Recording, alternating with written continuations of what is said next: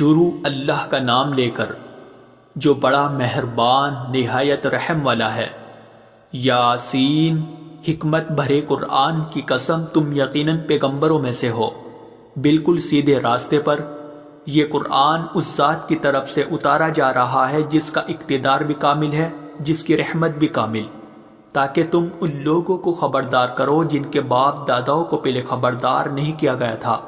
اس لیے وہ غفلت میں پڑے ہوئے ہیں۔ حقیقت یہ ہے کہ ان میں سے اکثر لوگوں کے بارے میں بات پوری ہو چکی ہے، اس لیے وہ ایمان نہیں لاتے۔ ہم نے ان کے گلوں میں توق ڈال رکھے ہیں جو ٹھوڑیوں تک پہنچے ہوئے ہیں، اور اس وجہ سے ان کے سر اوپر کو اٹھیرے گئے ہیں، اور ہم نے ایک آڑ ان کے آگے کھڑی کر دی ہے اور ایک آڑ ان کے پیچھے کھڑی کر دی ہے، اور اس طرح انہیں ہر طرف سے ڈھانک لیا ہے، جس کے نتیجے میں انہیں کچھ سجائی نہیں دیتا۔ اور ان کے لیے دونوں باتیں برابر ہے، چاہے تم انہیں خبردار کرو یا خبردار نہ کرو، وہ ایمان نہیں لائے گے۔ تم تو صرف ایسے شخص کو خبردار کر سکتے ہو جو نصیحت پر چلے اور خدا رحمان کو دیکھے بغیر اس سے ڈرے، چنانچہ ایسے شخص کو تم مغفرت اور باعزت اجر کی خوشخبری سنا دو۔ یقیناً ہم ہی مردوں کو زندہ کریں گے، اور جو کچھ عمل انہوں نے آگے بھیجے ہیں ہم ان کو بھی لکھتے جاتے ہیں، اور ان کے کاموں کی جو اثرات ہیں ان کو بھی، اور ہم نے ایک واضح کتاب میں ہر چیز کا احاطہ کر رکھا ہے۔ اور اے پیغمبر، تم ان کے سامنے بستی والوں کی مثال پیش کرو جب ان کے پاس رسول آئے تھے۔ جب ہم نے ان کے پاس شروع میں 2 رسول بھیجے تو انہوں نے دونوں کو جھٹلا دیا، پھر ہم نے ایک تیسرے کے ذریعے ان کی تائید کی، اور ان سب نے کہا کہ یقین جانو ہمیں تمہارے پاس رسول بنا کر بھیجا گیا ہے۔ انہوں نے کہا تمہاری حقیقت اس کے سوا کچھ بھی نہیں ہے کہ تم ہم جیسے ہی آدمی ہو،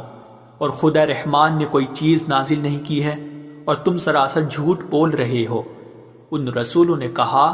ہمارا پروردگار خوب جانتا ہے کہ ہمیں واقعی تمہارے پاس رسول بنا کر بھیجا گیا ہے، اور ہماری ذمہ داری اس سے زیادہ نہیں ہے کہ صاف صاف پیغام پہنچا دے۔ بستی والوں نے کہا ہم نے تو تمہارے اندر نحوست محسوس کی ہے، یقین جانو اگر تم باز نہ آئے تو ہم تم پر پتھر برسائے گی اور ہمارے ہاتھوں تمہیں بڑی دردناک سزا ملے گی۔ رسولوں نے کہا تمہاری نحوست خود تمہارے ساتھ لگی ہوئی ہے، کیا یہ باتیں اس لیے کر رہے ہو کہ تمہیں نصیحت کی بات پہنچائی گئی ہے؟ اصل بات یہ ہے کہ تم خود حد سے گزرے ہوئے لوگ ہو۔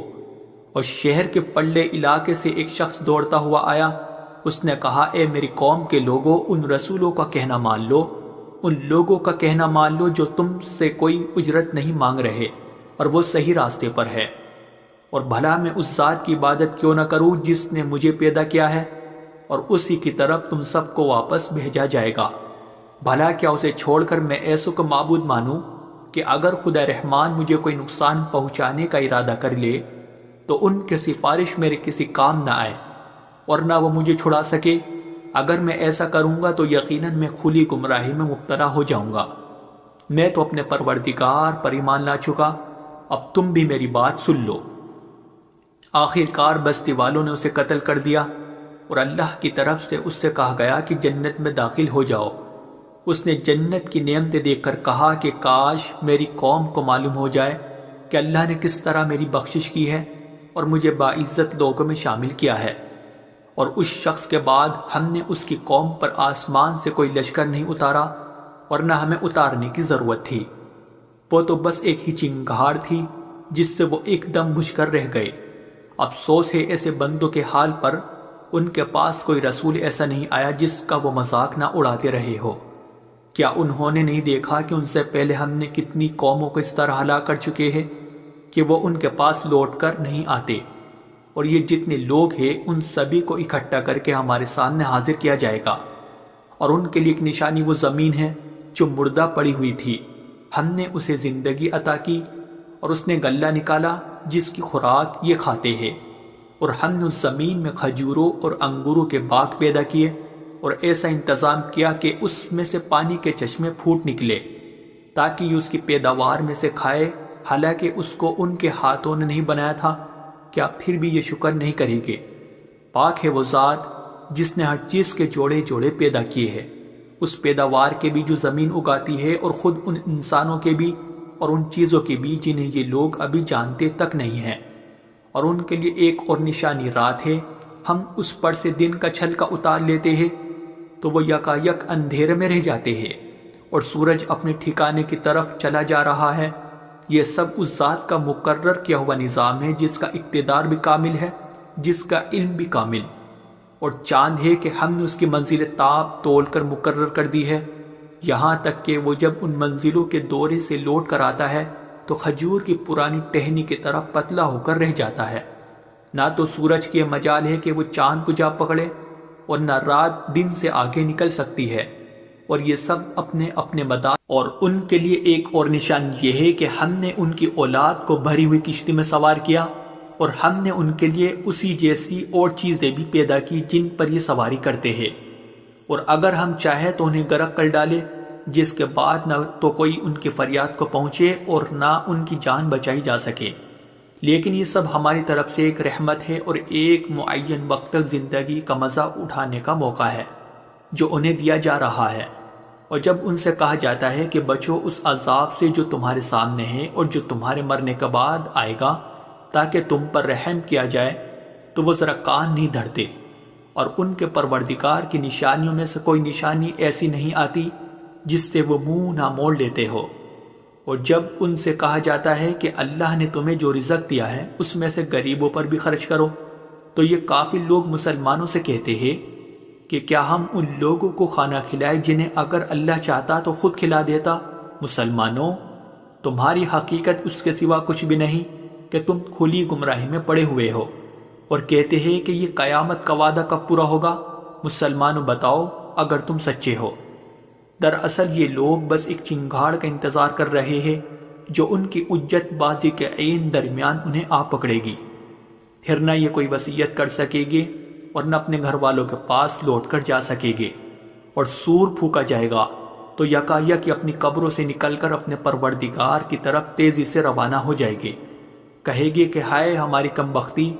ہمیں کس نے ہمارے مرکز سے اٹھا کھڑا کیا ہے؟ جواب ملے گا کہ یہ وہی چیز ہے جس کا خدا رحمان نے وعدہ کیا تھا اور پیغمبروں نے سچی بات کہی تھی، اور کچھ نہیں بس ایک زور کی آواز ہوگی جس کے بعد یہ سب کے سب ہمارے سامنے حاضر کر دیے جائیں گے۔ چنانچہ اس دن کسی شخص پر کوئی ظلم نہیں ہوگا اور تمہیں کسی اور چیز کا نہیں، بلکہ انہی کاموں کا بدلہ ملے گا جو تم کیا کرتے تھے۔ جنت والے لوگ اس دن یقیناً اپنے مشغلے میں مگن ہوگے، اور وہ ان کی بیویاں گھنے سایوں میں آرام دانشتوں پر ٹیک لگائے ہوئے ہوگے۔ وہاں ان کے لیے میوے ہوگے اور انہیں ہر وہ چیز ملے گی جو وہ منگوائے گے۔ رحمت والے پروردگار کی طرف سے انہیں سلام کہا جائے گا،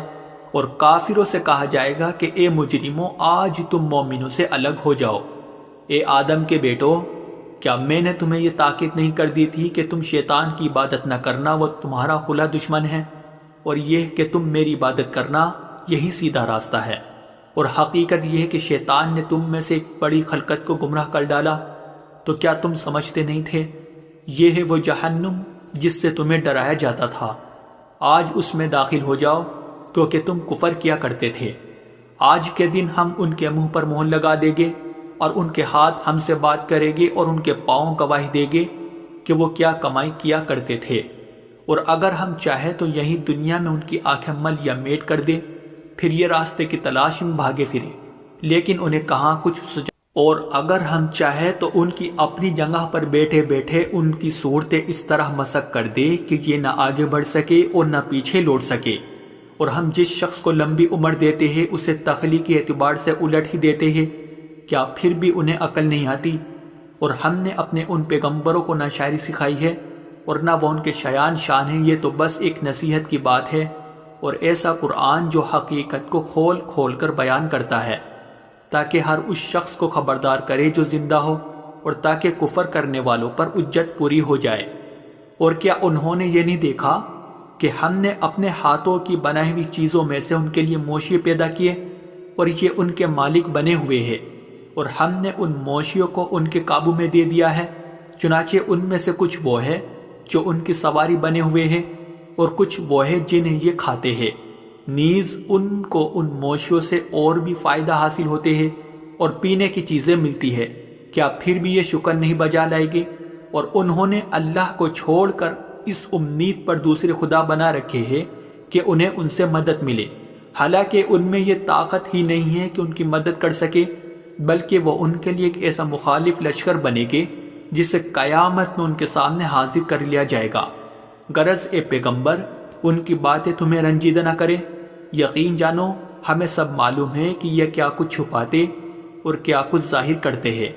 اور کیا انسان نے یہ نہیں دیکھا کہ ہم نے اسے نطفے سے پیدا کیا تھا، پھر اچانک وہ کھلم کھلا جھگڑا کرنے والا بن گیا۔ ہمارے بارے میں تو وہ باتیں بناتا ہے اور خود اپنی پیدائش کو بھلا بیٹھا ہے، کہتا ہے کہ ان ہڈیوں کو کون زندگی دے گا جب کہ وہ گل چکی ہوگی۔ کہہ دو کہ ان کو وہی زندگی دے گا جس نے انہیں پہلی بار پیدا کیا تھا، اور وہ پیدا کرنے کا ہر کام جانتا ہے۔ وہی ہے جس نے تمہارے لیے سرسبز درخت سے آگ پیدا کر دی ہے، پھر تم ذرا سی دیر میں اس سے سلگانے کا کام لیتے ہو۔